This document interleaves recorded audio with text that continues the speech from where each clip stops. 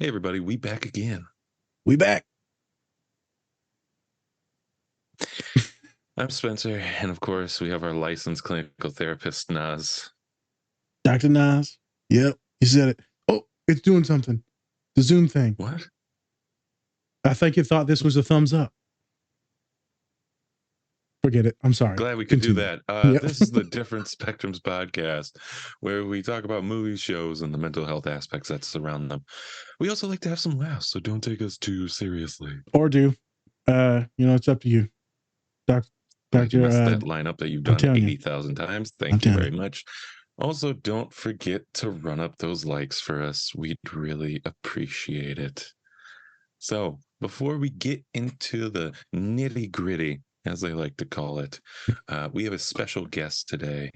They are a licensed psychologist in Florida, also a Jewish LGBTQ plus mental health and BIPOC empowerment collaborator. Please welcome Dr. Dani Rosenkrantz to the show. Hello. Happy to be here today. Woo! Hello, my precious. God, every time. That's a little scary. Yeah. But it is Halloween week, so maybe he does that in April, May. Doesn't matter. I was at dinner with coworkers yesterday. Hello, Clarice. What? Not even dressed up as Hannibal Lecter. That's the problem. No. You were dressed up as a doctor. They look tasty. All right, I'm done. Okay. All right. Thank you for joining us today. And so today we are going to be talking about the movie Luca. Yes. Luca. Yes. So some things that we're going to be talking about today is authenticity, generational trauma, parents being worried, and being overprotective, also some anxiety, discrimination, race and equity, and also what it means to have an uphill battle based on those things. So we have a lot to talk about today, so we're going to get into it. Naz, anything before we get into the show? A lot. What rapper is this? He always says a lot. Something, a lot. 21 Savage. That is 21? 21. Yeah, 21. A lot. Now I'm excited to do this and to talk to Dr. Dani today and get some of their insights. Also, it was fun to laugh with them earlier, so this should be another good podcast.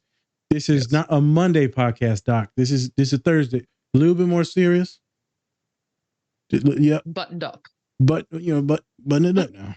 Button it up. But not too much. Nope. No casual Mondays here. All business Thursdays. Casual Monday. I like that. Idiot Monday. We're going to have to name it something. Yeah. Is it a special day that we're idiots, or because Maleficent we're idiots Monday? all the time? I don't know. It's just a Monday for us. Yeah. Well, isn't there that song Manic Monday? I feel like it's just, your Manic Monday podcast. We're going to do something with like low IQ though. So yeah, we're gonna be trademarking Manic Monday. So. Manic Monday, Disturbed Monday. We'll figure it out. Whatever. Disturbed Monday. I don't know my letters. I know. My letters. Not great alliteration. No. Hey, if I can't spell it, I don't have to say it. Alliteration. Spell it. A little what? Yeah, so there's a bunch of different topics in this. So there will be some serious and some actual psychoeducation today. Excited to talk about once again, obviously autism, queer folk, trans folk, and then just masking just in general, and then kind of the visual effects of the colorful expression at the end of it, and then seeing other humans then be freed after that as well. I think that's the most impactful thing for me, is seeing the other folks in the community now get healing from these young children, and also the allyship. So we're going to get into it. We're going to have some fun today.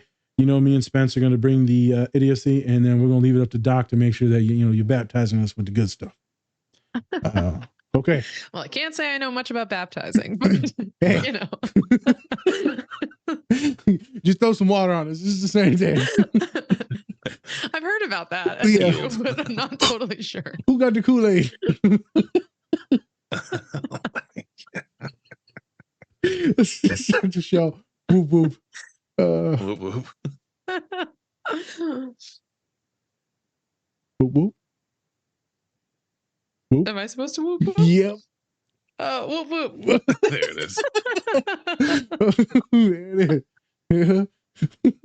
I love like the instant anxiety that comes from doing that. It's just what I'm looking at me. Are they all looking? Okay. Hey everyone, thanks for watching our show today. We just wanted to take some time to give a special shout out to our collaborator, Cat and Raven Design. They are a small queer-owned business that specializes in LGBTQ plus pride soaps. They have great designs, some that even look good to eat, but don't. You can get 10% off your entire order if you use the code DSP or go to our link tree. Help support this great small business and help give back to a great community. Per mille cavoli, Guido! Faster! Eat! Idiota! Più veloce! Hey, that's not allowed! He's done!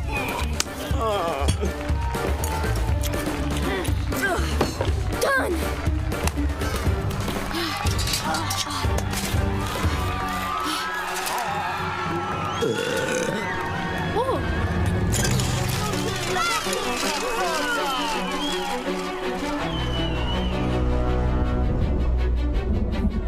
He's gotta be here somewhere. Thirsty? Water, anyone? Please stop! Again! That's it! That's it! Luca, stop! Sorry, Mom! Sorry, Dad! I have to do this! Get back here right now! Wow, he's fast.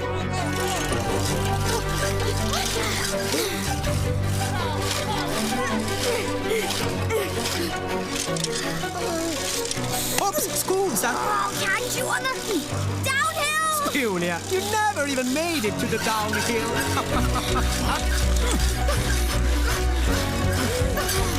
Impossibile! Cheating! Arbitro! Arbitro! Huh? No, no, no, no, no!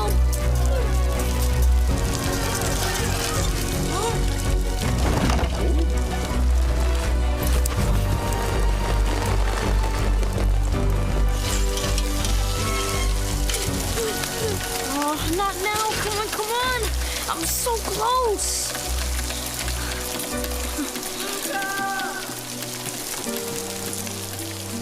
You stay right there! Alberto! I'm coming for you!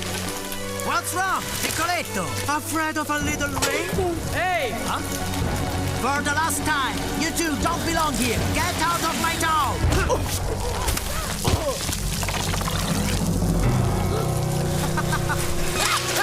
Sea monster! Right there! Mamma mia! Ciccio! Vai a pool! Veloce! Alberto! No, stop. Just stay there. You're still okay. Andiamo! Alberto, wait! No!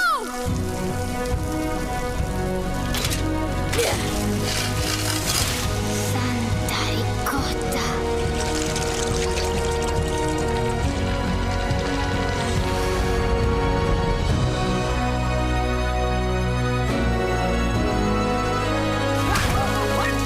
Whoa! You really are crazy! Learned it from you! Let's get to the water! No! Ciccio! Here it is!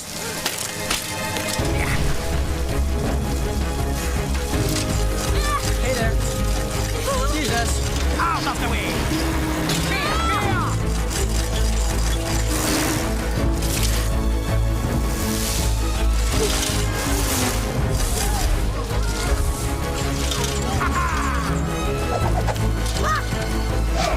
Luca!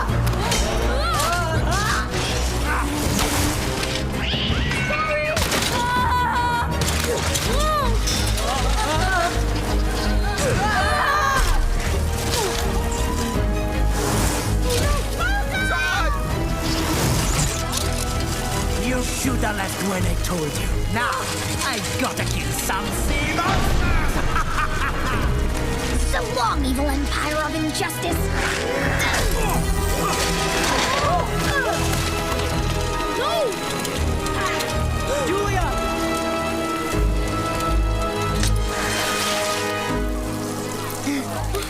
Mostri marini, give me that! Julia, are you all right? Yeah, I'm okay. Thanks, guys.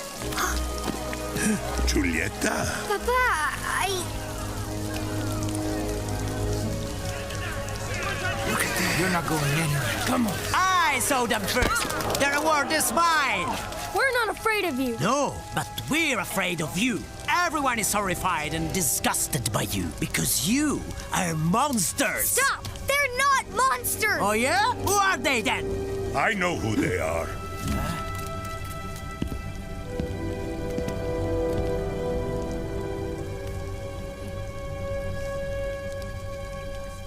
They are Luca and Alberto. And they are the winners. Luca! Let us through! What? Really? They can't be the winners. They are not even people. Signora Marsigliese? Technically, legally, yes, they won. We won? Who cares if they won? They're sea monsters. Cosa pensi? Andiamo. Vabbè. What? Come on! Hey! Ciccio, Guido, another harpoon!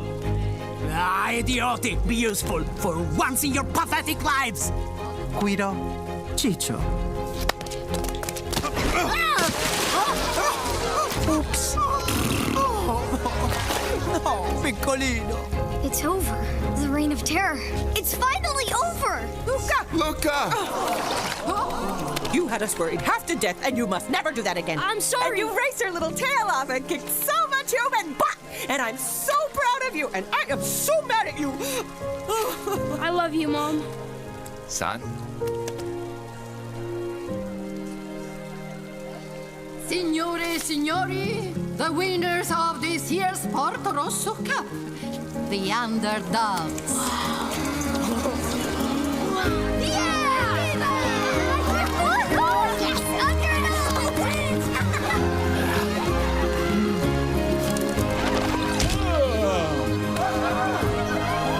Give me that. Yeah. Bravi bambini.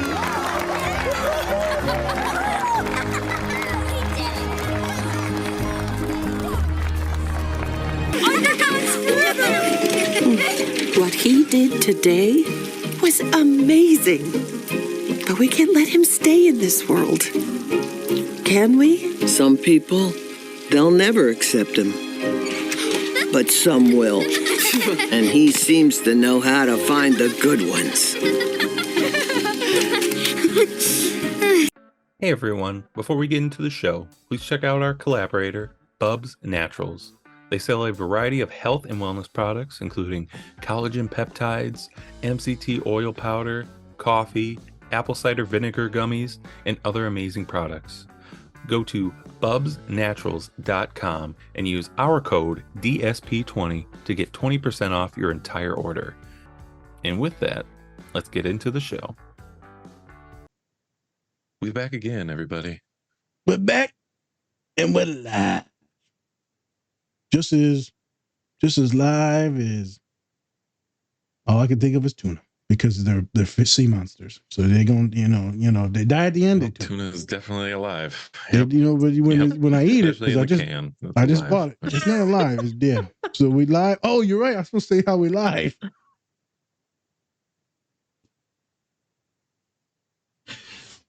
How many pods have we done and you just don't know what you're doing? I don't know what I'm doing. All right. Start the show. All right. So before we get into Luca, shout out to all of our collaborators. That includes Bubs Naturals, Cure Hydration, Pinfinity, Silver Dollar Candle, Two Nerds Candle Company, Cat and Raven Company, and then Toink Toys. Did not mispronounce that one. You can get up to 20% off all of these great collaborators with us if you go to our link tree and go click on the link, or you can put in the code DSP or DSP20, depending on which one you go to. Yep. So go check them all out. They're all in our link tree listed, so you don't have to remember all those names. We don't.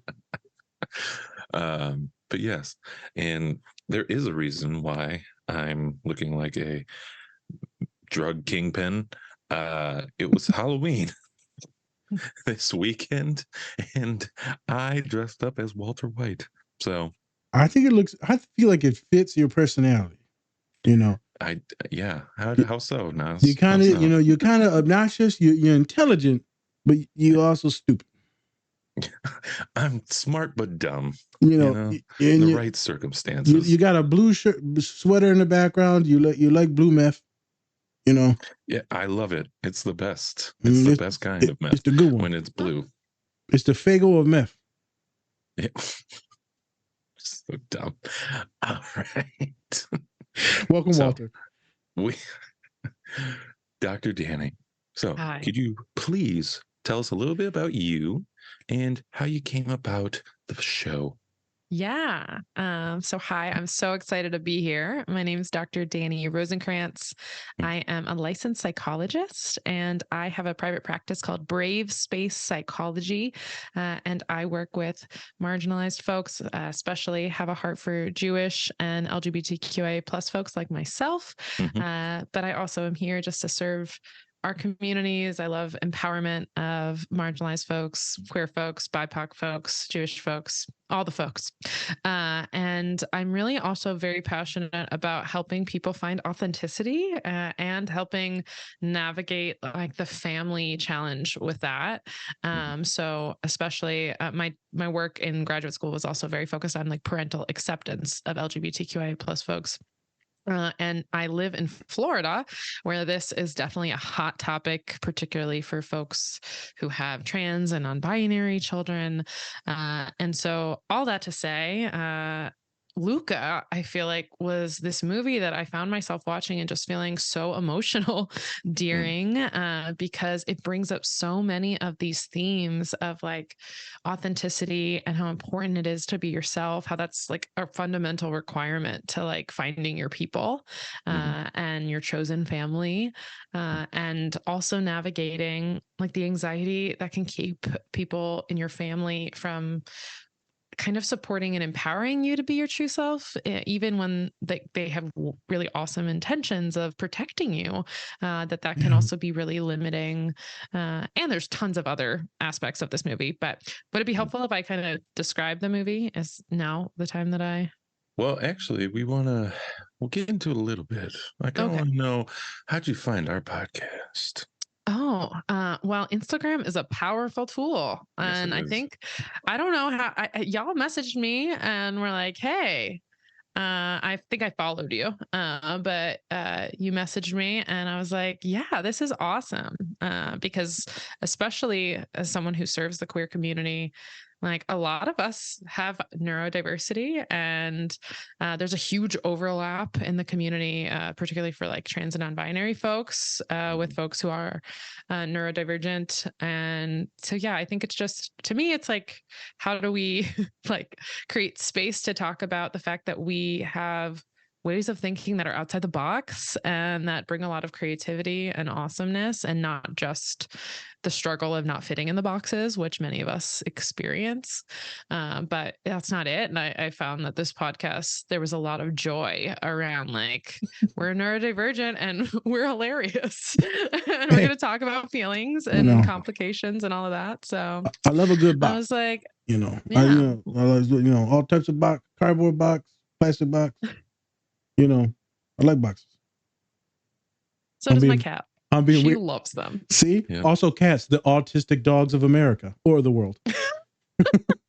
Of America. Cats are only limited. I feel like cats would be very offended by that branding. No, the American part? They'd be like, I'm not a dog. No, thank you. Oh, of a dog. Just call me a dog, bro. What's up? I am superior. That's how she would feel. Dogs are the real happy people. So dogs are always happy. Cats, they're finicky. I don't know. They're like very like they need attention all the time. They need approval. And I feel like cats are very confident and comfortable in themselves. They're like, I know myself and I'm good. Let's just say here, like, I'm a dog person. All right. I'm a dog person. And like a dog will save my life if I'm choking, if I'm, if there's a fire in the building. Cat will save itself and not even think twice about me. The cat will be gone. The cat will probably eat you. And still licking its paws as the flames burn me alive. So, yeah. It's a parallels there. This is science. It's actually proven. I'm joking, but it's not proven at all. The reason why I brought this up, I wanted to pause things. If you had a box for everyone listening, or if you think that you're supposed to fit in a box, I want some folks to like maybe think about that. Where are the boxes in life that people said, this is what you're supposed to do. This is the norm. This is what our family does. This is what our folks of color do. This is what women do. Whatever that norm is that you've been segregated into, I want you to kind of think about that and how this podcast will be like kind of pushing those boundaries.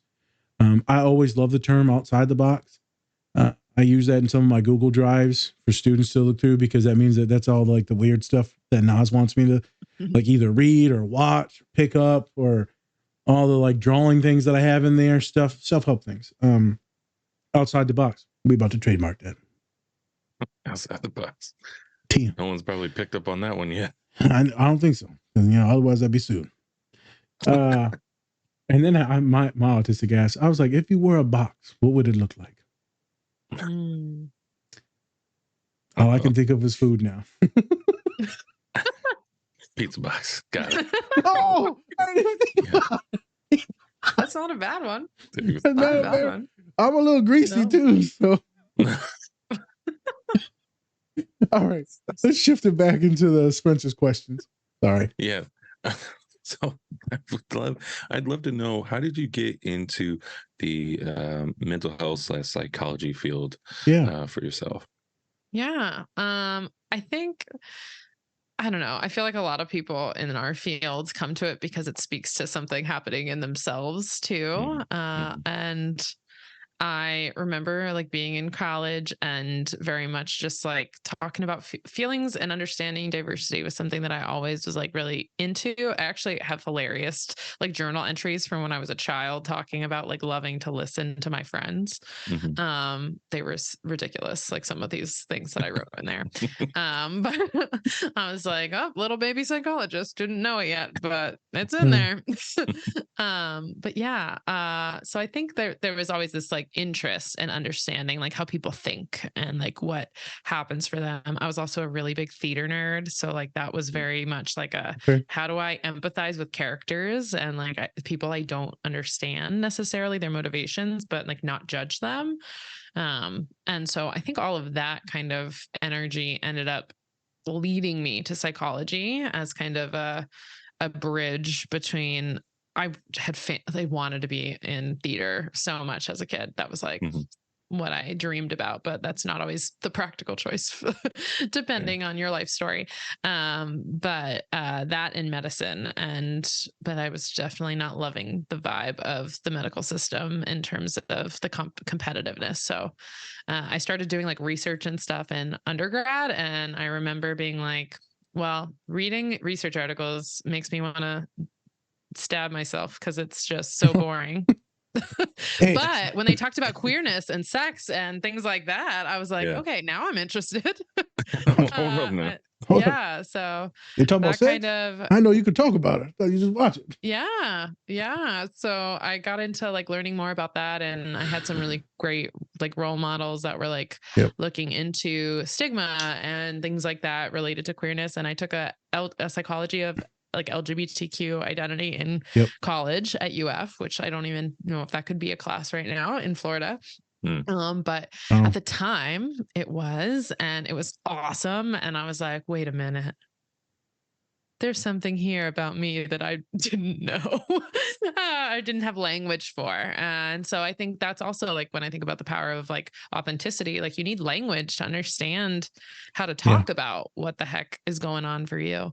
And so, yeah, I feel like I started understanding that for myself. And then as I just kept learning, I was like, I want to serve us and I want to help like empower the community that I feel connected to. And, yeah, so that's kind of some of how I ended up in this space. I also was really passionate about my identity as a Jewish human and learning about religion in general. I think a lot of people feel very connected to like faith and spirituality. And so kind of intersecting on that, I was really curious, like how are people navigating this, particularly when there is a lot of trauma and things like that that can come out of faith community.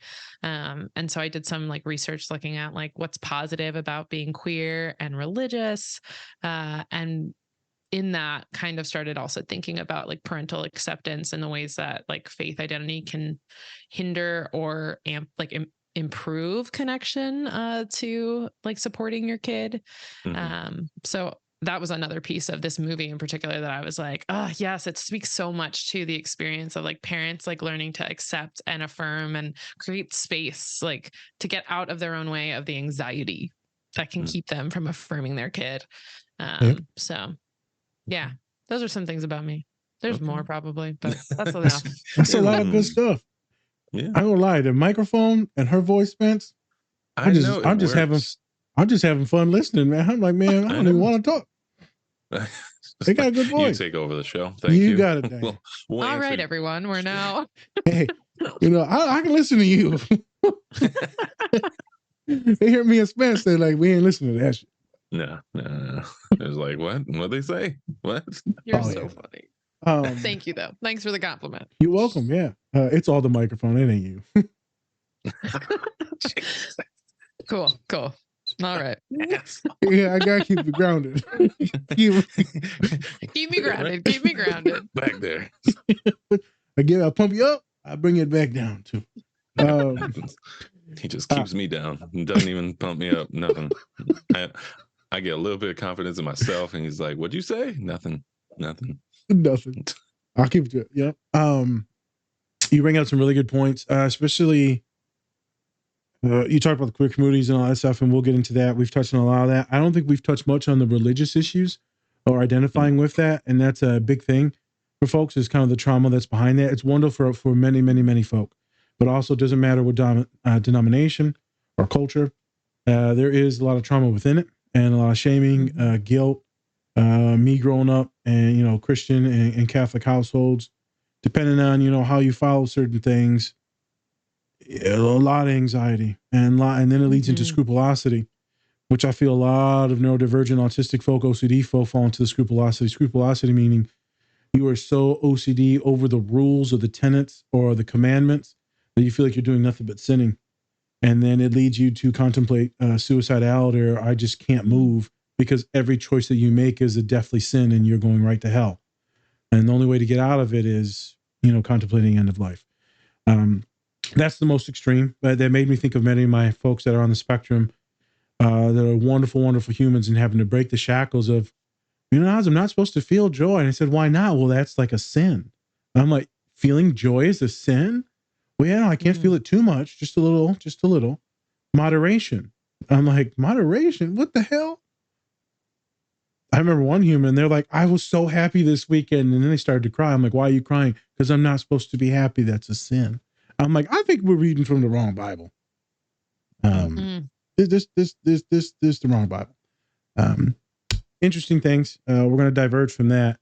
But that might be something that we need to talk about in a future podcast, Spence, is more of some religious tenets and then what that can lead into for a lot of neurodivergent folks. And this might be a perfect person to maybe do some of that with in the future. Yeah, let's hang out. That sounds, because we have not touched that yet, and we need to. True. All right. Spence, you got any more? Just one more, so, being that you said you're in Florida, and you see a lot of people who are LGBTQ, Have you seen that anxiety rise since, everything that's been happening in Florida? And how do you kind of help combat that, Yeah. Short answer is yes, absolutely. I think that many people, from people who identify as queer within the community to people who are who love someone who identifies as queer, there's a lot of anxiety. There's a lot of just how do we exist, a lot of fear of loss of access to resources. I talk a lot about grief and like grieving safety, like grieving loss of access to spaces where it feels like we're empowering people who are different rather than putting them back in a box that doesn't fit for them. Like when it comes to like bathrooms and all of those kind of things. I spend a lot of time with folks providing a space where we can really name that that's happening and really provide a lot of validation, because that's not something. I think there's a lot of ways that we receive messages that like those feelings are not valid or real in our communities. But those feelings of so many feelings, the sadness, the grief, the anger, that are really justified feelings when your rights are being taken away, or when you see people, there was a trans woman that was killed in Miami a few weeks ago. It might have even been last week. When you see people in your community dying, it is really painful. And so I think a lot about how do we hold space for that? How do we encourage people to take time to rest and restore for themselves and think about how do we protect our energy? One of the things I talk a lot about is like thinking about our use of access to media and social media and like all of those kind of things. Are we like moving our bodies in ways that are healing for us, or just taking care of our minds and spirits and bodies in really real ways, and talking about what it would look like to use your voice in a way that would work for you. And I think there's no one way. Like for some people, that means you're like out in the streets at a protest. For some people, it's creating art, a podcast. Like there's so many, or just having like a conversation with family. Like there could be so many different avenues for creating change for yourself. But I think it starts with acceptance and space that like you're allowed to feel complexly about the things that are happening to you, and you're allowed to be angry. I don't think we get a lot of permission or coaching in like how to be angry in our culture. No. And that, but I fundamentally believe that anger is a really important emotion, and there's no justice movements without it. So, like we need it. So I think creating space for that and honoring that. And then I think I do a lot of work with family as well. So I have some like support groups for parents and even grandparents who have trans and non-binary youth in their families, and helping them process through like their own anxiety and fears so that they can hold space and not accidentally be the bully that they're afraid their kids in their family are going to be exposed to. Because I think that's a big piece. Like people are really afraid that they're going to, of the bullying that their grandkid or their child will experience. And then accidentally in that, they do what we see in Luca of like keeping you down, keeping you from showing who you are, and then accidentally send the message that I don't accept you. I don't want you to be yourself. So it's teaching skills and language and providing space for them to have their feelings of like, this is scary. It is different. Like, how do we help you? Not have that pressure in the dynamic with your child or grandchild, but like you have a space for you to talk about it, get support, and then your actions are what's really important. Like affirming behaviors are life-saving, particularly for this community. So there you go. Yeah. All right. Thank you for sharing. Yeah. Spence, you want to actually? I'll probably have you do the description of the show real quick, or just the scene that we watched, and then we'll get into some questions and kind of therapizing this. Yeah. Okay. Just cool. brief overview of Luca. Okay. Brief overview of Luca. I can actually do it if you want. Oh, you want to do it? I can do it. Yeah. Yeah. I'm whatever you guys want. I want to give her a few minutes because she's gonna be talking today because I enjoy it. So. Spence, you go ahead and do this. You save your voice now. You seltzer water. Someone give him a seltzer water. Drink some water. There you go. Oh, they got a cup. It's the seltzer water. I'm gonna have to charge you for that though. It comes off the podcast. $10. Disappears. Do I have a cup? Who knows, really? You barely even see it. You're just holding a sweatshirt. All right. So Luca is all about it's set in this like this little town in Italy, and it follows these sea monsters, right? That can turn into, that look like people on land when they're like dry. And so this whole town is just so invested in like killing these sea monsters, and they've grown to really hate and fear these sea monsters, even though they are, just like anybody else.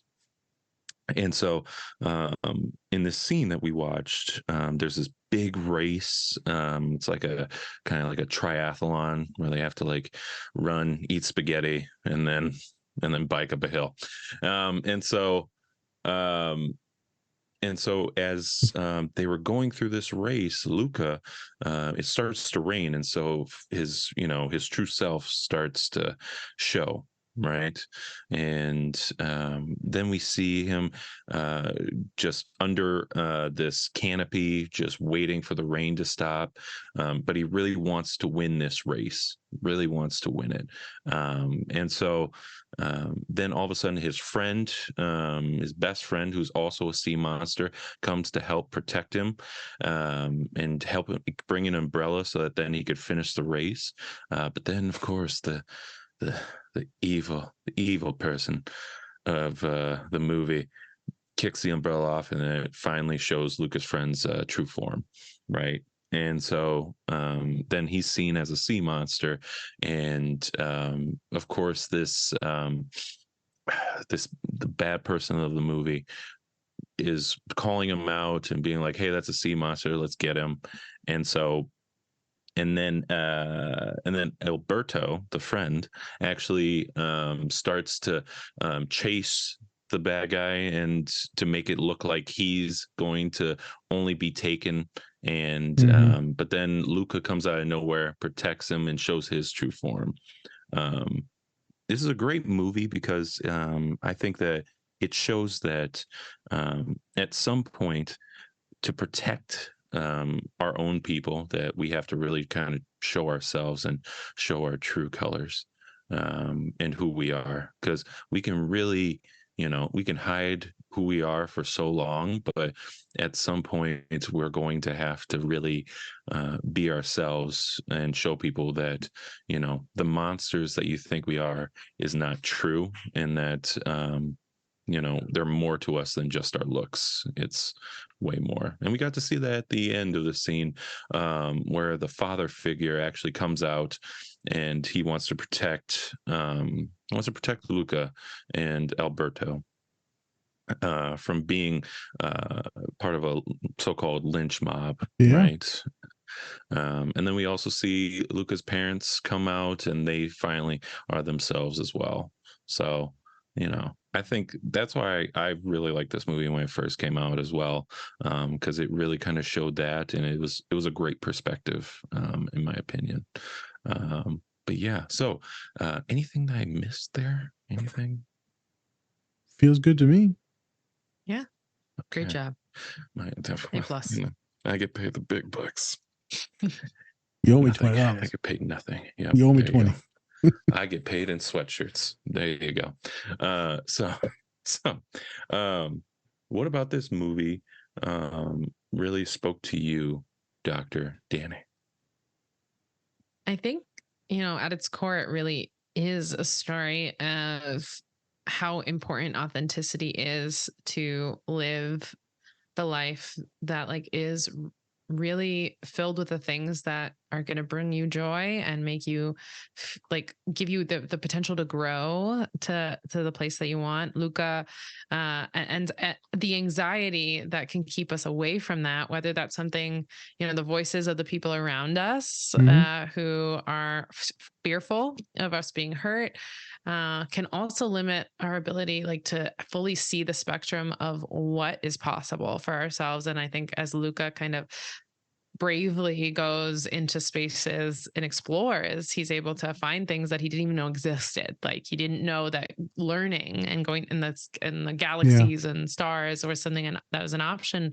And like that all of that is so important, and that you can't do it alone. Like community is how we like get through difficult, traumatic, challenging situations, and how we learn to see the possibilities. And so I think this is also very much a movie about like building chosen family who help you learn how to navigate some of the way we internalize things like anxiety, that can sometimes be internalized from outside of us. There's a really hilarious scene where they say like "Silenzio, Bruno." They name their anxiety Bruno. Yep. And they're like, "Be quiet, anxiety. Like I have adventures to do, and I need you to be quiet." But like that is something he learned from his friend, and that like even in that, like just like you can have friends that help shape you, and part of like loving good friendship is also giving each other space to grow in the ways that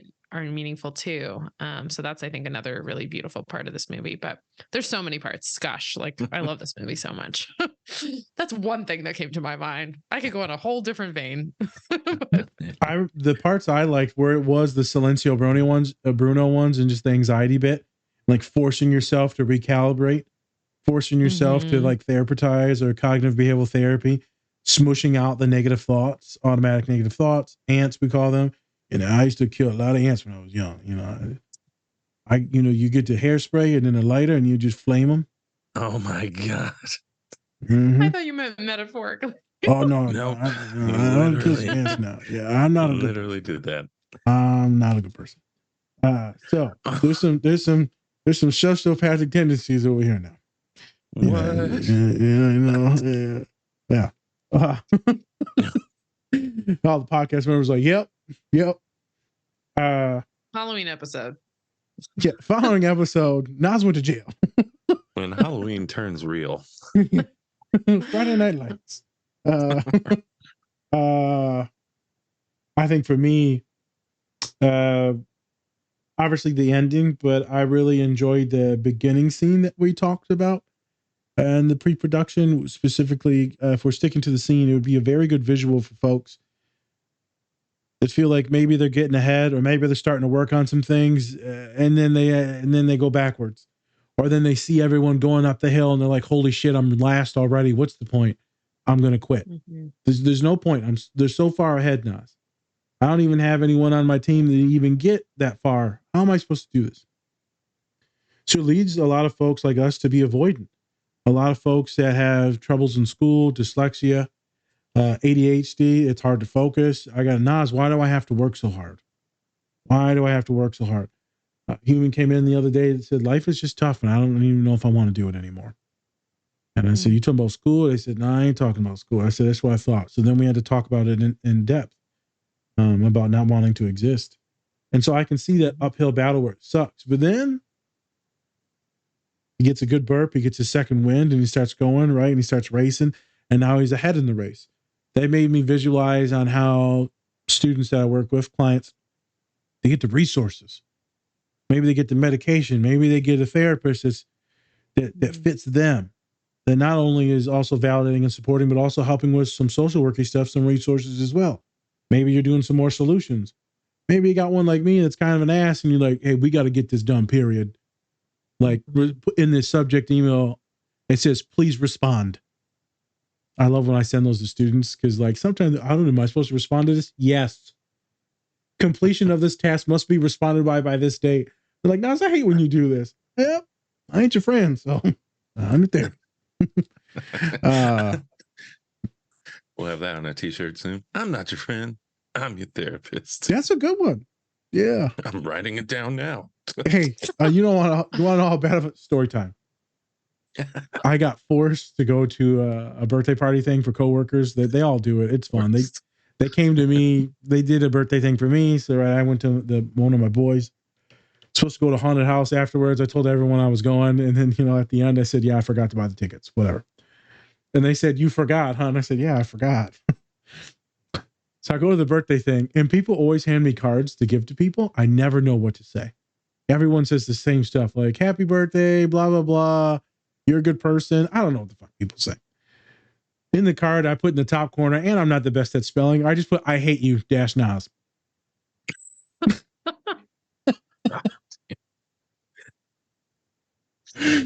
Ridiculous. Ridiculous. Everyone cracked up and they said, of course Nas put that. When they gave him the card, I said, there's something special in there from me, because he didn't see it, because it's a lot to read while you're at the table. I said, it's the most famous quote from Star Wars. He said, Star Wars? I said, yeah, because he's a Star Wars fan. I said, Anakin Skywalker's favorite quote. I hate you. Oh.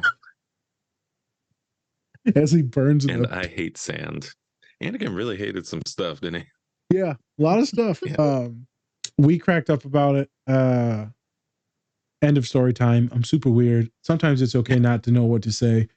Folks tend to love me for that. I did respond in the group text, and everyone's like, Nas, I assume this is the last number that didn't put their name in the thing. And I was like, yeah, whatever. Leave me alone. I don't need to respond to this. I'll go.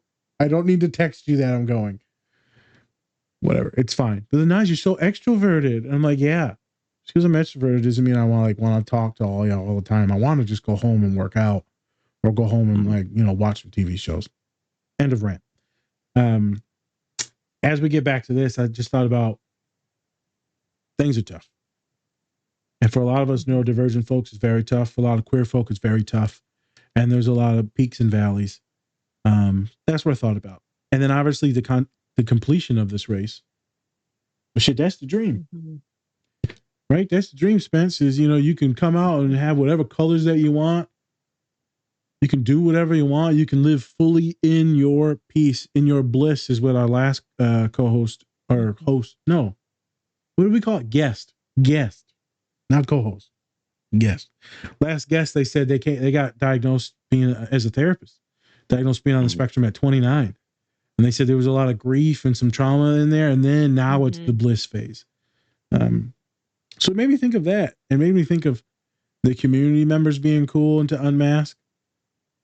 I think the hard part is maybe you can, as a therapist, you can get your client to be in some of that bliss after some sessions. But shit, it might be hard to turn the parents, or you could say grandparents. That's the hard one. Yeah. I think that's, and I think so there's one scene, it's a little bit after the one that we share on this, where the parents are sitting with the grandmother, like watching Luca with the friends after the scene that we show, and they're just playing, and the mom says, gosh, okay, we're doing this, like he's out basically. Is this going to be okay? Like, I'm scared, is essentially what she says. And the grandma says, you're right. Like there are going to be people that aren't nice to him. Like, that's true. Like, that anxiety you feel, like, it's just facts. Like, there are going to be people who don't get him. And there are going to be people who do. Yep. And he seems to be pretty good at finding the ones who do. Look at him there. And I think that really is very real. Like, it speaks to, like, you can't control everything. Like, you can't control if you unmask, if there's going to be haters, like, or people, like, oppression is real. Minority stress is real. All of that just shit is real. Yeah. And like, if we allow the threat of it to keep us from being our authentic selves, to keep us from being in this space where we allow people to know us deeply, then we lose out on the good stuff of chosen family, like of being seen for who we are, of like finding other people who don't want to mask it either. Like, we're like, the team name for this is, they're called the underdogs. Yeah. And like, if I think a lot of people who are marginalized identify with that underdog narrative in some ways. And like in this, like the power of being an underdog on a team is that like they finish the race, like they finish it together and they actually win it in a way that they couldn't have done necessarily, like without each other. So I think, that part of being out, like when we're out, we're also doing it together. to some degree, and that is, I don't know, it's part of like finding your bliss, as you were saying before. Like I think it's about finding the life that you deserve, but it takes bravery to be your authentic self in this world. Like it's really hard to do in a world that wants you to not, like, that anxiety is very valid and real. And I think there can be a lot on the other side of, I talk to clients a lot about like like a bridge of anxiety. Like you got to get over the anxiety bridge to get to that place on the other side that you're talking about wanting, where you have community, where you have resources, where you have all these things. Yeah. So Spence, we just did that podcast with Rory, the mascot for Aurora FC, women led and operated a professional soccer team out in Minnesota. And cool. Yeah, super awesome. We got vice president came on, Rory, the mascot, was dealing with some anxiety. So we had, therapize him on the podcast. To make sure the season went good. November 6th? Yeah, if not, then the week after, maybe. Yeah. So middle of November. But one of the parts that Rory picked out was the dad said to the other dinosaur, hey, sometimes this awesomeness, this beautiful, is right on the other side of your fear. The whole movie of A Good Dinosaur by Disney is on the other side. So how do we not get over, but get through it? Who are the allies, resources, support, loved ones? So I got a personal question. Okay. You or clients, whatever, you can use a molding of them. But it'd be cool if you did one for yourself. When was it? Have you faced any of this generational trauma, right? Being a Jewish individual. And then how does one get over it? And because I would like to touch on that as well, coming from my family. Yeah. Because that's what we talked about, this generational thing where they're like, hey man, you better talk like this, act like this, because a lot of people ain't gonna like if you do it like the way you want to do it. Or you I'm okay if you're gay, but you better not tell no one you. What did it say? Don't tell, don't ask. What was that military thing? Don't ask, don't tell. Don't ask, don't tell. Yeah. You can be gay in your house. As soon as you go outside, you better put on that, as my professor would say, that fucking cloak of whiteness to protect you. So if you could preach on some of that, and then I'm going to do a little teaching. Yeah. I mean, I think the short answer is yes. I think anybody who belongs to a marginalized group that is has been exposed to generationally, especially like oppression. I know in my family, it was definitely, there was hesitancy around things like, I remember having like stuff on my resume that like made it I mean, my last name is very Jewish and I kept it and when I got married, but also just in general, like having, like, if I worked in any Jewish related organization or things, and there was like fear of what that might mean on an employment application or things like that. Or even like today, I think there's definitely fear a lot of folks feel around like going to Jewish spaces. Like I can't go to my synagogue without going through a metal detector every time I go. That is just normal. And that's not it's not something I love to have to do when I'm going to, a place of worship, like to be in community and have a dinner with friends, so I think that is definitely very real. And I think, and I don't think I'm alone. I think, when I sit with clients that are in the BIPOC community or other folks in the queer community like myself, we have to make these decisions around how authentic are we going to be in fighting through some of those messages and fighting through the fact that there might be generational stuff that can come up, and I mean, certainly, we are in a time right now where I think a lot of people from marginalized communities are feeling very activated and seeing their narratives of collective suffering and generational trauma being like loudly shown. I mean, I think many of us can't open our social media without seeing messages. Yep. And it's painful, and it's a lot of cultural grief and a lot of cultural fear, and a lot of generational, like, feeling not heard or not seen. And so I think because of that, because of like the wounds we carry as people from, and it's not necessarily things we've personally lived in our lives. Like I think in the Jewish community, obviously we talk a lot about like the impact of the Holocaust on people. But I think a lot of many communities have things like that, and they're not, they're all different experiences of how proximal it feels to your lived experience versus like what you're hearing generationally, and that impacts our bodies. It impacts our anxiety.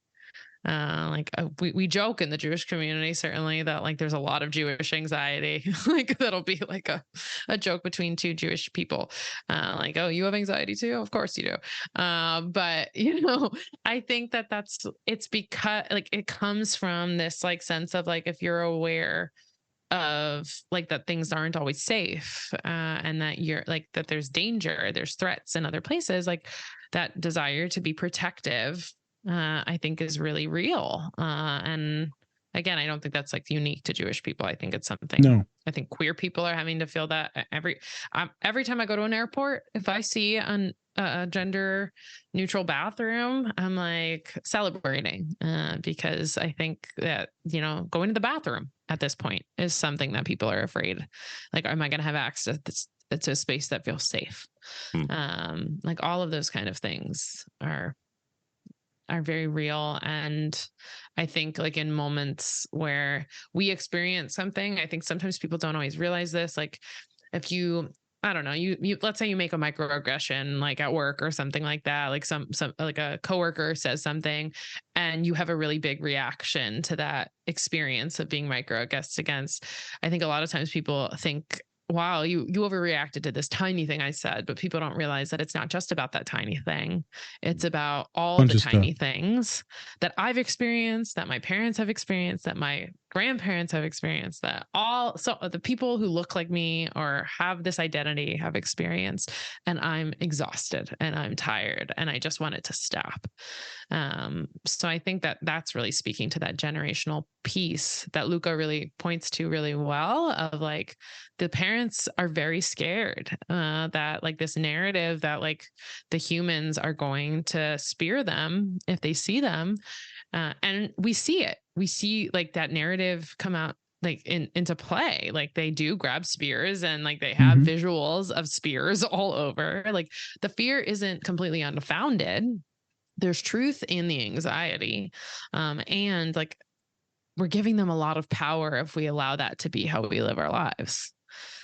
So I think part of breaking cycles of generational trauma is making that decision for yourself. Like, and it's not global necessarily, but thinking what pieces of your life are you willing to hold those boundaries where you do prioritize safety, and what are the pieces where you're like, I need to do this thing to be authentic to me, to be myself. But it's complicated. It makes me think of, you said the thing about going to a place of worship and safety. Spence, if you remember a while ago, a lot of them active shooters, trigger warning for the next little bit of this for folks, because we're going to talk about some death. So you can skip for the next 5 minutes if you want to. But a lot of these active shooters and stuff like that, they were targeting Black folk in places of worship. Absolutely. And so it's, how I remember all my friends, because I grew up in a predominantly Black environment, and it's not even safe to go to worship now. So like, what is going on? We're getting targeted in grocery stores. We're getting targeted at the Department of Human Services. We see this main shooter was targeting people at the bowling alley. I'm like, the bowling alley ain't even safe. And that's like a family place, bowling alley, family place. So it's intense for a lot of folks. The differentiation on some of that stuff is, where I hear a lot of the discussions is more of the fear on folks that are Black or brown, because their bodies, there is no hiding. And then where you have like other identities such as Luca, right? They could also be like white passing. So in this movie, it made me think of this. So they have them as the monsters, right, Spence? That made me think more of like fully being as a Black or brown entity, and then having this sea of white people holding their tiki torches, aka Charlottesville. That made me think of the spears, and anything that is different, we will hate. Luca goes, I'm not scared of you people. And he's like, well, we're scared of you and we're going to kill you. That's I think one of the most intense scenes in there, because it's like, dude, how are you scared of some little boy that's running a race? Why are you scared of some individual just living in their right to be safe or queer or study Jewish? Why are you scared of a Mexican individual just going into the Sam's Club, buying some groceries? Why clutch your purse? Why walk on the other side of the street when you see a homeless individual because they're brown? Why so much fear for things that aren't congruent with the way you grew up? And it's not fully just a racial thing. It's ingrained in us humans to be scared of everything, a fear response of what is different because I don't understand it. So don't understand means there could be something harmful. And that's what it made me think of, all those humans. So you're just going to kill what you don't know. Well, you know, it has the chance to hurt us or, you know, to take our jobs. You know, that's what they like to say about, you know, my people, Mexican folk. You know, they're going to take our jobs. Man, you don't even want them damn jobs, bruh. Like, if you wanted that job, doing all these different things, take it. So it made me think of a lot of different racial things. Yeah. And then you put in also, go ahead. I was just going to say the one thing about queerness is, you know, a lot of folks can repress a lot of that and not show that. And so that's why I want to talk about that, because you can suppress it. And, you know, like a lot of my coworkers and friends, you know, no one knows what their sexuality or what their true gender is, right? But then when they go into those spaces, they're one thing. When they go home, they're unmasked. So that speaks to community as a folks that's autistic. Rarely do you get to unmask. Rarely do you get to be you. Rarely can you complain about the noise, the light, the sensitivity. Rarely as a woman, cisgendered male here, as a woman of color, can you complain about the sexism in your business or the racism because you may be fired and held against you. So rarely can folks in these marginalized identities actually speak up. They can. But there's always the fear that I may lose my job. I may be victimized. There may be retaliation. Most of my clients fear retaliation. So it leads to suppression. Suppression after a long period of time goes into depression, suicidality. That's how I want to end that is the suppression is what kills us. But we suppress because we're scared. Yeah. We're just scared. Everyone, and it's fucked up because everyone is scared. Well, I think, you know, one of the things about generational trauma that I've been thinking about a lot is that when we're moving from a place of generational trauma, when we're activated, it is a perfect breeding ground for what you're describing, this like very black and white thinking and safety thinking that makes us say, you unsafe, like I must not have you here. And it takes us out of our humanity. It moves us into a place of dehumanization sometimes. That's the word. I think that's very, very problematic and risky. And like, I mean, I think a lot of people are grieving in this particular moment because of the consequence of the ways that generational trauma has led to disconnection and dehumanization and violence. So I think, you know, it can be something that it's really, really challenging to navigate because it is so embedded in like this desire for safety that sometimes our anxiety brains that are activated by trauma can get in our way. In the same way we see this mom saying, I'm terrified of you being yourself. I'm scared of something happening to you. So what does mom say? She says, I'm going to send you to in the story, the bottom of the ocean to live with your uncle in basically a dark void, like where you don't live. Like that's not a life that she was sending Luca to protect him. Like we choose things that are not human sometimes out of that fear. I think, you know, that is like taking away his agency, his right to be able to explore it, to figure out things that bring him joy, for the sake of protecting him. I think that's an example of when our generational trauma can get activated and we let it win and get in our own way rather than like letting it soften us and think about how can I see, like, I don't, as a Jew with white privilege, like I definitely do not know what it's like to walk around having someone be able to look at me and necessarily have discriminatory reactions, right? But I can hear your story, and from my generational trauma, I can say like, wow, like I can soften towards that and feel for you. And so I think there's a lot of power in like having those experiences that we can see each other and be in community in a way that's really amazing. But I think one of the challenges is we have to be able to get out of the generational trauma way of disconnecting for our safety. I also think like white supremacy is really good at disconnecting us. It's like its main thing. At the core, it's what it does. You know, that and the class system. White supremacy is there, but also to me, it always comes down to money. The folks with money tend to always make us think that the other person is the problem, and it's always telling the middle class that they're the problem, and the middle class is like, oh shit, you're right, it's the poor folk, and the poor folk end up being the marginalized folk. Spencer made me it made me think of something. I don't know, man. Maybe the mom's right. They just need to go into that pit and that hole in it because they're gonna be safe in that hole. So just go to the hole, right? That makes sense, right, Spencer? Yeah. Nothing bad ever comes out of locking somebody up in isolation. Never. But I'm like, technically the mom's right. They will be safe there. Well, I think they're a type of safe. Like they're not going to be physically killed, but emotionally, that is like, emotions. That's not a real thing. Come on, man. Come on, no, Doc. Well, no, we met with Mexican over here now. We ain't got emotions. We just work.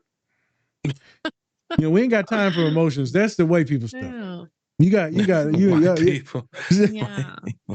It's not freedom. That's what it isn't. There you go.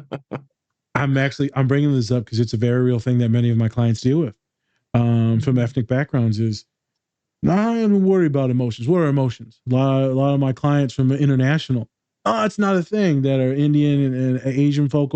Oh, no, I don't have to worry about that. I'm fine. I'm like, brother, you're not fine. You're not sleeping. You're not eating. You're having panic attacks. Like some people, you're treating your kids bad. You're treating your partner bad. No, emotions. Don't worry about it. I'm fine. Well, you've been better since we started talking. I think I'm going to discontinue therapy because my emotions, I don't need the work. I'm like, okay. It's a lot of generational trauma making them think that they don't actually need to connect with emotions, that they don't need help or support, because that means that they're broken or they're screwed up or they're less masculine. Masculinity is what's killing a lot of us. Doesn't matter what gender, masculinity is what kills many of us. Mentally, emotionally, spiritually, a lot of things. Violence. And so I make the joke because it is literally said in my office by many men and many folks of color. Emotions. No. I'm fine now. That's for women. That's for white folk. I'm like, so you don't get sad? So you don't get angry, huh? So you weren't scared to come in my office today, you big old softy? I wasn't scared to come in your office. Oh, okay. Well, you only said 3 words for 10 minutes.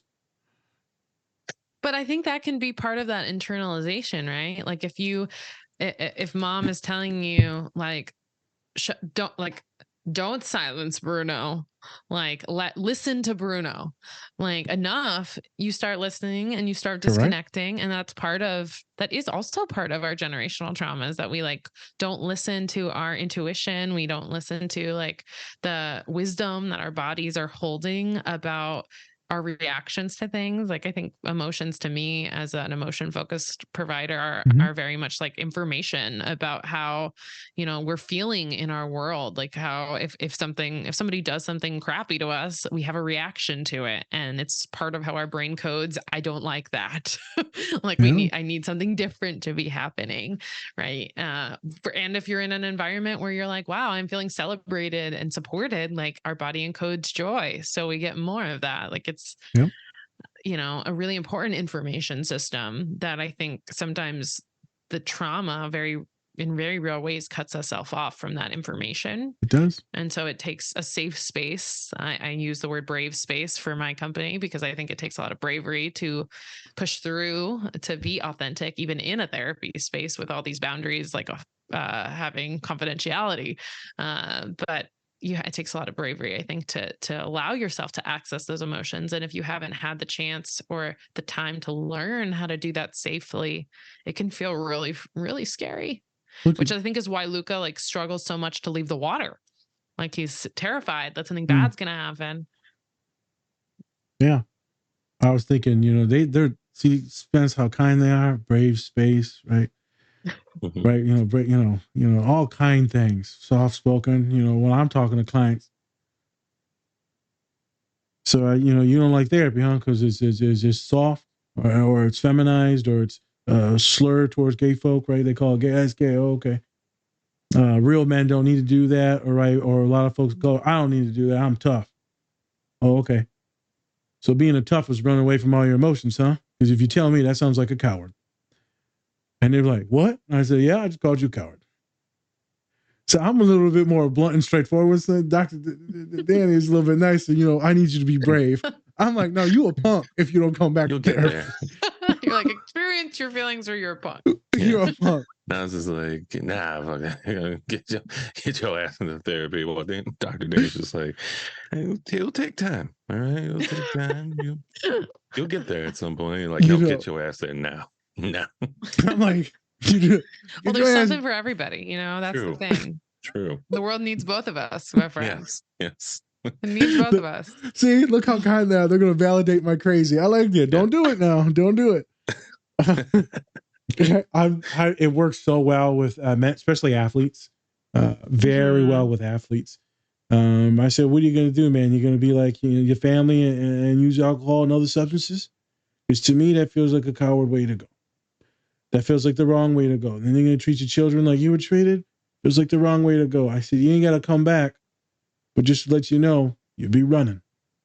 And maybe you don't have to work with me. There's other counselors that'll be kinder. I'm just letting you know in this intake, we need to work on some stuff. And I got a lot of love for you and respect. Hopefully you make some good choices. And then we just see, and they always come back. I'm usually trying to change a lot of my boys' feelings on substance abuse and coping like that, specifically when they've always been told in their family, don't cry. And in my women as well, don't cry. And I see with a lot of my neurodivergent folks on the spectrum is sometimes the parents will be disconnected, a little narcissistic, very mean, cold. And so no emotions were ever validated. And it's always, nope, the next thing. And so they come to me and I'm like, it's okay to cry. And they're like, no, it's not. And I'm like, I'm going to get you to cry. They're like, I hate it. I hate it so much. I don't want to do it in front of you. They always say that, right? And so I'm like, I'm going to get you sooner or later. And then they think that I'm bright and bubbly and talking a lot of trash and this and that. And or I'm blunt. And then I'll catch them in an emotion. Then my voice will change. And I'll talk about, then you get your therapist voice. I was like, so you become gentle, quiet. They hurt you. Because that's what you tell me. And then it was hard for you. Yeah. Then I turn on. Eventually, Spence, I go where they use, right? Eventually I go back to that side, the light side. But I'm usually more, what's it called? I'm more of like Adam Driver in Star Wars. More! Just very violent. Hey everyone, I wanted to give a special shout out to our collaborator, Two Nerds Candle Company. Not only do they have great products, but they are also giving back to a great cause. You can tell that they take a lot of pride in making their candles. My favorite is Spock's Monday Coffee. They are also donating 10% annually to support Women in STEM, which stands for Science, Technology, Engineering, and Mathematics. You can use our code DSP or go to our link tree to get 20% off your entire order. We think that this company is great, and we think you will too, so go check them out. Hey, are you a nerd? Do you like pins? If you're like any of our followers and you said yes, you should check out our collaboration with Pinfinity. They have Power Rangers pins, Transformers pins, and for all of our bronies out there, My Little Pony pins. Go check out our link tree or use our code DSP to get 20% off your Pinfinity order today. You're the Kylo of therapy. I'm the Kylo Ren of therapy. Kylo Ren therapy, everyone. Kylo Ren of therapy. I got a saber. You didn't need therapy at all. I got a saber. Yeah. Like you said, everyone needs it. I do ebb and flow into, oh my God, the thing thinks I have a hand raising. Yeah. How do I put it down? Yes, you have a question. Maybe you're just raising the roof. Raising the roof? Well, you're officially old. Whoop, whoop. Whoops. You're good. Spence, let me kick it over to you, brother. What was what's visually stuck out to you, right? You know, we speak to a lot of autistic folk. What stuck out to you, beginning, middle, end? Was it just him eating spaghetti? Because, you know, I mean, that was two for me. I was like, I know it looked really good. I know this is Italy, but come on now. We got it. We got it. Spaghetti. But is Eminem in here? Spaghetti. I would have to say definitely the part where Luca's parents are just overly protective because they don't want to see their child get hurt. But at the same time, we also see that it does hurt him, and it keeps on allowing for that discrimination against those sea creatures to keep on happening, right? Because nothing will change if we can't try to integrate with one another, if we can't try to make sure that we show that our kids can get along with one another without having to bring up what they look like. And so I like it because it shows that perspective. I just watched another film. It was like something Teen Kraken or whatever. It's on Peacock, and they kind of had the same thing kind of going on, where it was like these parents are actually more trying to be like humans instead of for them being themselves, and so they try to hide who they are in that regard. And I thought it's such a great topic, especially when we can always intersect it with any type of race or discrimination. Is that at the end of the day, I think kids and the next generations are being hurt if we try to just keep ourselves away from one another, right? Yeah. But we've also seen the ugly side of that, of just trying to coexist sometimes, and it sucks. But at the same time, it's like, how are we going to change if our kids can't even get along with one another? So yeah. And the kids ain't born racist or homophobic. The kids love everyone, man. That's one of the basic purest forms. And they just get taught these things, man. They get I hold biases too. We get taught these things, and you end up, I'm like, I don't even know why I don't even like this person. What? Because some bullshit I learned back in the day? It's just stupid. It takes maturity and wisdom. Sometimes it takes, searching Yoda. Search your feelings. Search your feelings, young one. Young Padawan, search your feelings. I'm like, I'm hungry, motherfucker. What else you want me to search? I need to search for a bagel. I don't know what to. I was hungry 2 hours ago. Y'all really do talk about food a lot. That's true. We do. Yeah. Hey, let me tell you something. Yeah. Hey, we're a food podcast more than we are mental health. We food positive. We food positive. Food is part of our health, I personally believe, especially delicious food. It is, right? Brings you a lot of joy. I had some sugar fish before this. I lost 2 toes. Sugar fish? What the hell is that? What? Sugar? Aren't they called Swedish fish? Jesus. Oh, Swedish fish. I was like, sugar fish. I was like, is that some different kind of fish? Never heard of sugar fish. It's diabetic. Diabetics. Wait a minute. Diabetics' choice of fish. Sugar fish. I don't even know. One thing that I was also thinking while you were talking is I think this movie also does a really interesting job of kind of challenging some notions we have about elders too. Okay. In terms of like, I think a lot in my family, like I draw a lot of yes, generational trauma is very real in many families, mine included. And I think there's a lot of like generational like wisdom and strength like we can draw from our communities too. And sometimes I think we have these biases against like what our elders like think. And so I always love stories like this where like the elder is like surprising, and like grandma is like a fierce ally in this. Like she is like, going to bat for Luca. Like, Luca runs out and like gets home late, and mom is like really mad, and you know, at one point, like, or he's not home on time, and grandma's like, oh, I sent him out. And like, she's just like there, like she's there to cover for Luca, like having his adventures. And we come to find out that grandma has been going up there, like on the surface, like just vibing. And she's like there when mom is like super anxious, like even after Luca comes out, like fully. And mom's like, I'm kind of terrified. And grandma's just like, it's going to be all right. Like, yeah, like there's going to be people that are not good to him, and there's going to be people that are great to him. And like, you got to let him find his people, but like, you gotta like, we gotta keep going, keep moving on. And so I think too, that was like a really cool part of the story, that like generational trauma is also like, comes with generational wisdom that we have to figure out how to draw from it too. Especially when we're thinking about marginalized identities. I think a lot about a friend of mine has like a theory of radical healing and radical hope. And like, just like to get free, we gotta connect to these different pieces, like acknowledge the trauma, but also like mine our experiences for the joy and the resilience and like the possibility. Like, it doesn't have to just be anxiety. It doesn't have to be just sadness. You can like dream and hope and visualize and be playful and re-engage with the young part of yourself before all the damage and trauma.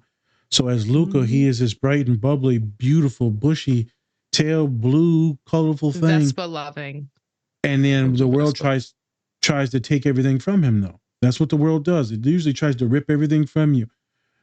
All the joy, all the friendliness, all the kid, all the colorfulness. And it's just how you're supposed to act. Shut up, go to class. Learn math. Become a doctor or a lawyer. And so we see this boyhood joy, which a lot of us lose. And when you come to my office, a good majority of that is reconnecting with that, is getting back to this joy and happiness and the toys in my office. It's okay to be weird. I get that I'm very big and masculine, so I can be a little bit more feminine. I acknowledge those privileges. But how can we get back to this joy? Which leads me into, after what you just said, the allyship, just in general, is the friend. What's his name again, Spence? Alberto. Alberto, yep. So the allyship there is so important. The allyship from the dad is very important, especially him being so large, so masculine, so prominent in the community. The allyship from the grandma most likely is a trailblazer. So a lot of these families that are queer folk that are trailblazers, right, that are doing the shit, or that were like Black Panthers back in the day doing the shit. And so they empathize with the more radical students, young ones, like, hey man, do your thing. But you know, some parents want you to be safe. So I'm gonna dig into a story time. I think there can also be cycles of that too, where like you have like an elder that was like very more radical, and then the kids of that generation are more scared. Like, and more like, no, just like keep your heads down, like just get through this. And then the next generation is like, no, we got to fight this. We can't live like this. And we kind of bop around. It is like back and forth. It's a cycle. So as folks know, right, I'm Mexican and Arab. And I'm the liaison to the cultural center here, and I talk to a lot of students all the time about identity. And a lot of them will come to me like, man, I don't want to go to the cultural center. I said, why not? Well, you know, I don't really fit in with like Latino folk, Latinx folk. I'm like, why not? Well, you know, I'm a little bit more nerdy and I like anime, or I'm like, so this kid's autistic, huh? You autistic? Another one, found him. I got another one. And add that to the list. There it is. You a furry too, ain't you? I'm joking. You a fox? You a fox? You're all foxes. What do they say? I ain't gonna lie. I'm a panda, so hey, I'm just letting you know. You know, well, okay. What? You have a panda behind you. I know. That's actually a picture of portrait. Me. Self-portrait. All the hair, all of it. Girl. Girl. Don't play with it now. Okay, stop. For me, stop. Just like, fuck you. You get into some of these things, and it's the fear of not being, I'm going to go Mexican enough. And I don't speak the language. I don't personally speak the language. Some of my clients don't speak the language, and so it makes them scared to go in some of these spaces because I'm not fully like them. But also, I'm not white. So where do I go? Some of my clients that are black, well, I don't fit in with a lot of other black folk on campus or my family members because I might be nerdier, or maybe I'm more like Gothic, maybe I'm more feminine. And so it's the masculinity is the currency. So for me that doesn't speak Arabic or Spanish, it sucks. There's like a loss there. It's a loss for this because the grandparents, he told on my dad's side, who was Arab, in 1940 they immigrated, and he gave all his kids white names because he wanted them to get the jobs and to be safe, right? He wanted them to blend into society because there is a lot of racism back then, and things were more terrifying. Didn't speak any Arabic around them because he wanted no accents. Right? You want to get a job, you want to be safe. We don't want these folks to kill you or to harm you. I don't want to have to come home and you've been taken off by the police or people out there pitchforks. On the Mexican side, not a lot of Spanish was spoken. It was, and my mom spoke it, but not a lot to make sure they could assimilate and get the jobs. And so I don't have the tongue for it because they were being protected, even though it ended up hurting me and maybe hurting them as well. Because you're forcing assimilation. You're forcing to lose all of your culture, all of it. That's a generational trauma thing too, where we can't connect. So you see a lot of folks now, like you, Jewish, different cultures, they're trying to get back into the culture because it was taken from them. Yeah, I was just thinking about that as you were speaking. My grandpa actually, his first language was Yiddish, and that was like the language he knew. And I remember asking him about it once. He actually was stationed in Italy during World War II. But when he came back, he was disabled, and it was a difficult transition. But I asked him about when I found out that he spoke Yiddish, about his experience with it, and he said the language is dead. Like I think after the Holocaust, like it did not feel right to speak it for him. It was like a reminder of trauma. And I actually went to a play this past month in Tampa. That's a really amazing play. Called Indecent, and it had a lot of Yiddish spoken in it, and I had never heard it out loud before. And I just felt it felt like this very generational like thing like turned on like in my body. Like I was like, whoa, like I feel like this connection to this language. But there's so much, and there's a lot of sadness too, because there's a lot of like, wow, we've lost. So many of us have lost these cultural ties that make us feel enough, and we think they'd make us feel like enoughness in our mind, I guess. But there's also just a loss of feeling connected to your people and to your history, heritage, to culture, to history. There's old ancient stories that were told and retold, right? And you lose it, and thus you lose a part of yourself. Why? Because of whiteness. And folks know we talk about a lot of stuff. Love white folk, right? I mean, we talk some trash. The white man. And the moral of the story.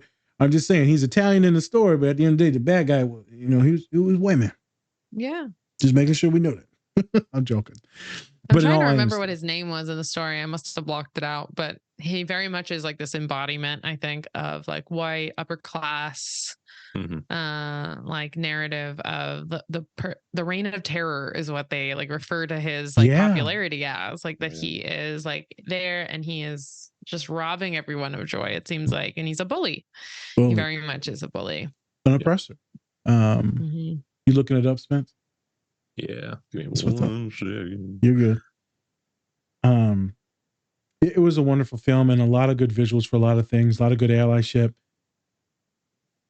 the mentorship of the grandma, everyone coming into their full light, their full love colors. A lot of folks on the spectrum love color. Not everyone, because some got color sensitivity. But being able to what's this, peacock, right? And just show all your feathers and brightness and bushy-tailed. And that is something that I love to do with the right folks. And I did it at the dinner thing Friday. Today's Sunday, Friday. And some people were cracking up. They're like, wow, where are you in the office? I said, I keep my door shut. And they said, why? I don't like to talk to people. They're like, but you're like the star of the show right now. And I was like, yeah, now. But also during the day, I got shit to do. I got to talk to these clients. Like, I ain't trying to talk to you, homie. Yeah, you got to protect your energy. Protect your energy. Also, this setting, I know I can unmask and be a little bit more ADHD and inappropriate. If we're at a pub all eating for a birthday where we're in the workspace, they'd be like, oh, well, you said that. Mm-hmm. Spence. Well, I think that's also one ahead. of the messages we haven't checked on related to the relationship between Luca and Alberto. And I actually, the first time I watched it, I didn't even fully pick up. It took me a couple times of watching it to really see this fully. But they do talk about coming out as you got to that it is a personal choice and that everybody has different fears and safeties and all of that too. And Alberto comes out first and tries to force Luca to be out in a way that was that's not okay. It's really important that you have agency over coming out. And that as their relationship navigates, they do kind of have a corrective experience of Luca being able to choose to come out in that moment to save Alberto. But I think that, having autonomy and agency over when you take your mask off is really essential for this to feel not oppressive. And we all have different timelines and different moments. That makes total sense to me that a work environment feels complicated, but maybe a dinner party feels like the vibe. It's the vibe. Should that be the title of this podcast, Coming Out? It's a vibe. It's a vibe? Coming out, it's a vibe. Coming out, it's a vibe. Real quick, Spence, we was at the dinner party, and there's about 20 people there, and I sit down in this chair, one away from everyone, and then open space to my right. So more people start filling in all the other spaces, and where I got my arm, I'm protecting the one chair because I don't like people being next to me. And they said, Nas, we're going to need that chair. And I said, it's reserved. And they said, who's it reserved for? And I said, Jesus. And they said, Jesus. I said, the Jesus. And someone goes, who the hell is Jesus? And I just point up there. In actuality, my autistic ass just doesn't like people sitting next to me. But I didn't want to say that out loud in public. Even with me, you do that. When we're in movie theater, you're like, yeah, man, you sitting over there. I'm like, Jesus. Been cool for years. I don't understand. I don't need you sitting in my lap, huh? You want me to stroke your hair? Jesus. Touch your hands and shit. Hey, I ain't trying to come out right now. Calm that down. Okay, not right now. All right, my bad. It's your time, your space. I make a joke of that because Spence always trying to call me out, and because I'm trapped in that closet. I'm looking over here because it's the closet. It's your time. We all still love you. All right. We all still love you. That's what they say. That's what they say. Much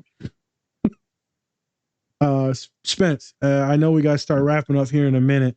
Yes. You got any other questions that you want to head towards Doc? No, I think we're good. I mean, I think we've pretty much covered everything that we had on our list. Yeah. I mean, would you like to give out your socials and where people can find you? Yeah, you can follow me on Insta at Brave Space Psych. And my website is www.bravespacepsych.com. I work with folks, and right now therapy is in Florida, but I'm hoping by January it'll be SciPac allows me to be able to serve in 40 states or something like that for therapy, which is pretty cool. So coming in 2024, I'll be able to do therapy in lots of states. But I do coaching and education and trainings and all kinds of good stuff. I've done trainings at summer camps and different nonprofits and things. So I am always happy to help create brave spaces with folks where I just want people to be able to be their authentic selves more. And I know that can be scary and challenging to figure out how to do that. So, if you need support, I got you. Yeah. You want it to where it's like the picture that's behind you is you don't want to have to be always code switched. You want to be able to be who you are in those spaces. Right. The code switching, it leads, and for folks on the spectrum, it leads to a lot of depression, isolation. And we made the joke of being in that basement or that pit and the sea. Who wants to do that? Folks that are really scared of life or traumatized from relationships, parents will do that because isolation is safety. And to go and find a new friend or a new partner, that's terrifying, and it almost guarantees that you will be hurt. because you'll break up or that your friendship will fall out. They may pass away. But for many folks, majority of folks, getting outside into that brave space will allow you to experience real love, real joy, real connection, real friendship. You'll try different foods. You'll go to different places, right? Because that's what this provides. Or, and I'm not going to demonize going to that dark place, because you can stay there. Because if you need your time to take your time to heal from the trauma, whatever the hell happened, but we also need to know that eventually we need to take some steps towards just healing instead of sitting in that suffering. Yeah. And saying that, there's a lot of neurodivergent folks that do like quietness and they just want to sit in there, and that's perfectly fine. For sure. Which is fine. And that's different. Like solitude is different. Correct. And I think we all need solitude. Like for, we need to have solitude. I think neurodivergent folks are really good at the reality that you need to get bored in order to be creative as well a lot of the time, and things like that. I think that's true. But, you know, I think that what this story really points to is you can have an experience. You might not be able to picture it right now if you're like in that place where like the darkness feels like the most secure, but you can get to a place of celebrating yourself in the community, but it does take risk. It does take like pushing those fear thoughts, the silencio Bruno like behaviors, like so you can go and trying new things, like building a Vespa out of trash and meeting new people and all of these different things, right? Taking risks. And like I think for Luca, like it was a risk. He had to go somewhere he had never been before by himself and like break barriers basically, but he was able to like achieve something really amazing with that risk. And change the world, you know? So just casually change the world. Hey, you change a couple words, you change worlds. So, you know, one world at a time, those worlds lead into the world. Spencer, it's a good one. It's a good movie, good one. I'm gonna end on something funny right here. We're not gonna fully end, you know. Well, Doc, I'm not gonna out the person that I talked about, but you know, you said, you know, you had some folks that you know that are neurodivergent, this and that. And we looked funny. I have a lot of people I love that are neurodivergent. You got to catch them all, huh? Spencer's like, I'm done with this. Oh, the ash. Catch them. So, you know, we tend to find our people, and our people, they may be more queer, more trans, more authentic, right? They probably align with a lot of your values, neurodivergent folks. But they also said, you know, we tend to partner with each other. We tend to be friends with each other. So if you find yourself in a space with a bunch of folks that are neurospicy, you might need to be looking in the mirror. It's like when the algorithm keeps sending you gay content, you're like, damn, am I gay? So Spence, as we say on the podcast, you know, Doc might have a little autism. I think it's very possible there's a little neurospicy for sure. It's been detected. Warp them into autism? What's happening here? I don't know what's happening. Rick's warp gun. I just wanted to put that out there. You know, it's another one. Everyone in the podcast, I would be honored. I haven't been tested, so I wouldn't use that kind of language. Well, you know, the tester only. Like I said, highly sensitive person. You warp them into like an autistic world, and they're just like, "Oh wow, this is the same place I've always been." What the weird. What? Yeah, we warp them into an autistic world, and it's the episode where there's like 5,000 or 5 million Rick and Mortys. They're all like, "Oh yeah, man, this is Autistic Planet. Like, welcome, you've been welcome to the party." I will say, my spouse did dress as Pickle Rick from Rick and Morty a few years ago for Halloween. So I don't know what that says about our family, but he's autistic. Pickle Rick.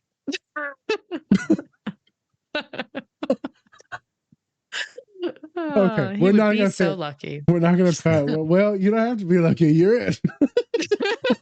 I'm joking. All right, Spence, let's wrap the show up. Really. Yeah. Thank you, everybody, for watching. Thank you so much for having me. Yes. You know, I'm really grateful to have been here. I also just feel like called to just name that, like, I don't know, like there's something very healing about being on this podcast, being in a space with like both of you, and especially, being a Jewish human here and having so many beautiful laughs with a member of the Arab community at this particular moment. Like that just feels like we are doing some generational trauma healing too right now in this moment, just by like finding joy together. So thank you for including me in that. Yeah, I don't think when I hit you up, a lot of the bad things have happened. Yeah. I'm right. I'm sure maybe some folks right in our families could be like, why are you doing it with that? I don't care. I saw what you looked like, and I saw your smile and some of the things that you posted. And I said, I'm inviting them. Things from the past don't hold me back. And maybe they did in the past, but I'm not shackled to anything. If I see someone that looks like a good human, then you are a good human. I don't give a shit about your culture, race, identity. I ain't into that colorblind shit because I see color. It was a funny thing that we talked about in the last podcast, but I enjoyed the human that you presented on there, and it looks like that is authentically you. I loved your story today. You as a person, your voice and energy, your intelligence, your ability to put things through. And I know you're a good therapist and heal a lot of folks, and it probably kept a lot of folks from dying. So I appreciate you. Same. Yep. Yeah. Thank you so much. And with that, this will be the last time we ever see Dr. Dani. So with that, go fuck yourself. Just kidding. It was nice knowing all of you. We would love to have you back again if you ever want to. Yeah, we got to find some content for like generational religious trauma. I think that'd be a good one. So that'd be a good. Yeah, I'm gonna think on that. What would be a good thing to share about that? The Exorcist. I know I'm watching The Haunting of Hill House right now, and I've heard Midnight Mass has some Catholic. That's very Catholic though, and I don't know as much about that. But I'll think on it. Think about some stuff. Yeah. Ooh, no. It was. I don't know. We'll come up with some stuff. We'll chat about folks, but that's going to come with Doc because I want to get to that topic. Yeah. All right. Cool. Well, it was beautiful spending an afternoon with you. Yes. Yes. Thank you so much. And thank you everybody for watching. We really appreciate it. Like I said before, go see all of our great collaborators in our link tree. We also have merch, wearing it right here. And also, hey, you're different, but not less. Not less. Unless you are, then you are. Okay. Well, there you go. There's that. Good advertisement there.